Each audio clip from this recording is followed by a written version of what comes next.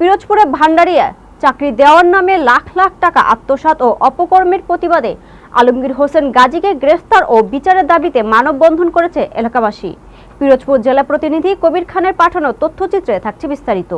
29 June সকাল 11টায় ভান্ডারিয়া থানা সম্মুখে মানববন্ধন কর্মসূচি পালন করা হয়। অভিযুক্ত ভান্ডারিয়া উপজেলার নদমুল্লা গ্রামে আলী আহমদ গাজীর ছেলে আলমগীর গাজী।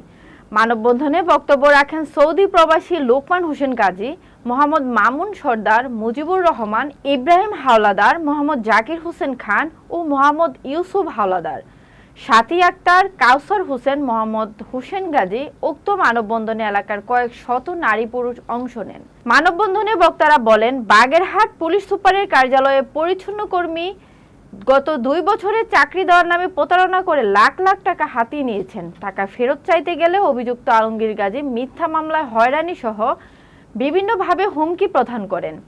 এ বিষয়ে নদমুল্লা গ্রামের মোহাম্মদ শাহজাহান সর্দারের ছেলে মোহাম্মদ মামুন সর্দার পিরোজপুর জেলা দায়রা জজ আদালতে নোটিশ জারি করেন। তিনি বলেন, আমার মামাতো ভাই ভিটাবাড়িয়া ইউনিয়নের রাব্বি হাওলাদারকে জেলা গোয়েন্দা পুলিশ চাকরি দেওয়ার কথা বলে তার কাছ থেকে 2024 সালে 5 লক্ষ টাকা নেয়। চাকরি দেওয়া তো দূরের কথা, টাকা ফেরত চাইতে গেলে তাকে গালাগালি সহ শারীরিকভাবে লাঞ্ছিত করতে আসে। একই গ্রামে আব্দুল রব হাওলাদারের ছেলে ইব্রাহিম হাওলাদারকে পুলিশের চাকরি দেওয়ার কথা বলে চেকের মাধ্যমে 3 লাখ টাকা নেয়।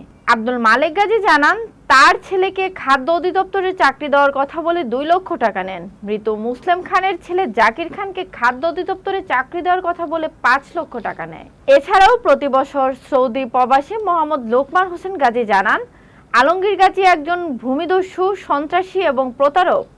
তিনি নিজে একজন পরিচ্ছন্ন কর্মী হয়েও এলাকায় এসে নিজেকে বাগেরহাট পুলিশ সুপারের কার্যালয়ের একজন বড় কর্মকর্তা দাবি করেন এবং বিগত সরকারের দোসর শেখ হেলালের সাথে তার সংযুক্ত আছে বলে দাবি করেন।